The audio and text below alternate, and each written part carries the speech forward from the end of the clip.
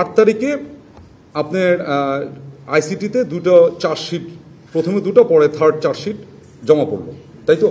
8 তারিখে এটা টিভি স্ক্রলে আসা শুরু করেছে বেলা 11টা 12টা 1টা দিক থেকে।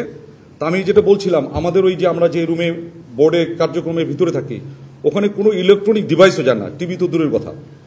সো আমরা কোনো একটা ব্রেকে যদি বের হইতাম, নামাজের ব্রেক বা লাঞ্চের ব্রেক, তখন আমরা জানতে পারছি যে টিভি স্ক্রলে বা সোশ্যাল মিডিয়াতে বা কোনো না কোনোভাবে জানতে পারছি যে চার্জশিট জমা হয়েছে বা চার্জশিট ট্রাইব্যুনালে আইসিটিতে এটা অ্যাকসেপ্টেড হয়েছে ইত্যাদি ইত্যাদি।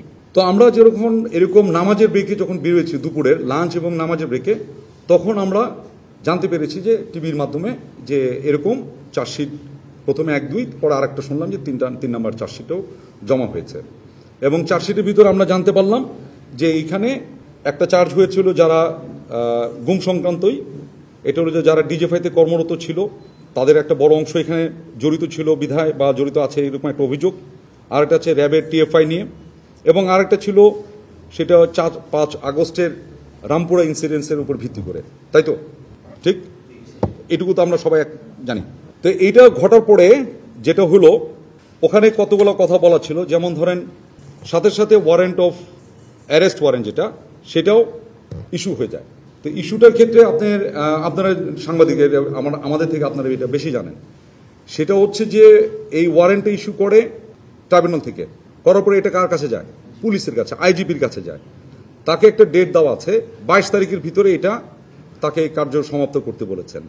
আর এখানে অনুলিপি হিসেবে, অনুলিপি পর্যন্ত মানে ফটোকপি বা অ্যানাদার কপি, এগুলো কপি হিসেবে আমাদের বিভিন্ন অ্যাপয়েন্টমেন্ট যারা আছে তাদের কাছে একটা করে অনুলিপি।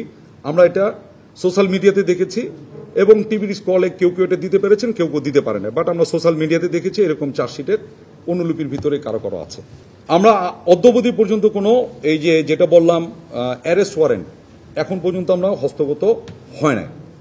এটা আপনার বিষয়টা কিন্তু আইনি বিষয়, এটা কোনো অন্য কোনো চিঠি বা অন্য কোনো কিছু না যে ইলেকট্রিসিটি বিল আসলো, সেই ইলেকট্রিসিটি বিল দিল না কেন, এটা কিন্তু আইনি বিষয়। আপনারা একটু খেয়াল করে দেখেন, এটা আসার কথা, তার একটা প্রেসক্রাইব রুট আছে, সেটা পুলিশের মাধ্যমে আসবে, ইন্ডিভিজুয়ালের কাছে পৌঁছাবে, ইন্ডিভিজুয়াল এটা রিসিভ করবেন, ওটা সাইন করবেন, ডকুমেন্ট এটা ফেরত যাবে, কোর্ট অ্যাকনোলেজ করবেন যে যার এটা ইস্যু হয়েছিল সেটা রিসিভ করেছে, তাই তো? এটা কি বিদ্যুৎ বিলের মতো না? কিন্তু খেয়াল করে দেখেন, আমরা এখন পর্যন্ত ওই ইয়াটা পাইনি, যেটা ওয়ারেন্টটা আমরা এখনো আমাদের হস্তগত হয়নি। কিন্তু বাংলাদেশ সেনাবাহিনী সংবিধান স্বীকৃত বাংলাদেশের সকল আইনের প্রতি শ্রদ্ধাশীল। আমি আবার বলে নিচ্ছি, বাংলাদেশ সেনাবাহিনী সংবিধান স্বীকৃত বাংলাদেশের সকল আইনের প্রতি শ্রদ্ধাশীল।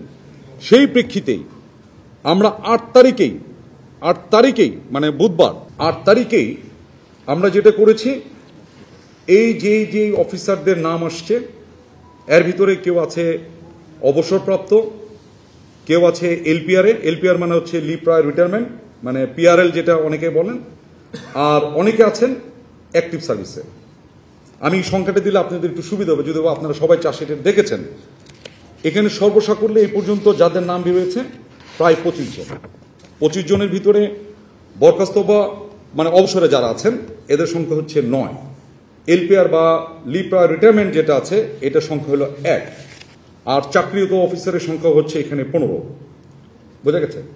এখন যারা অবসরে চলে গেছেন, এলপিআর না, যারা অবসরে চলে গেছেন, তার প্রতি যদিও বা আমাদের সেনা আইন তার উপরে ওইভাবে খাটে না।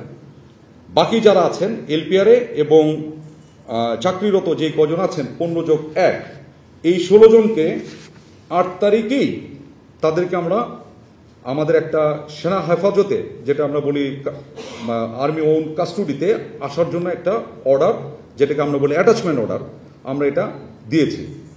এবং খুব স্বাভাবিকভাবে একটু খেয়াল করে দেখেন, যে কোনো সরকারি বা ইভেন বেসামরিক মানে অন্য কোনো প্রতিষ্ঠানও হইতে পারে, তাকে এক জায়গা থেকে যদি আর এক জায়গায় বদলিও করেন, তাকে একটা সময় দেওয়া হয়, তাকে জার্নি করার জন্য একটা সময় দেওয়া হয়, যেটাকে বলা হয় জার্নি টাইম। যোগদান করার জন্য একটা সময় দেওয়া হয়, যেটাকে বলা হয় যোগদানের জন্য জয়নিং টাইম। আছে না? এটা কিন্তু আমাদের প্রচলিত।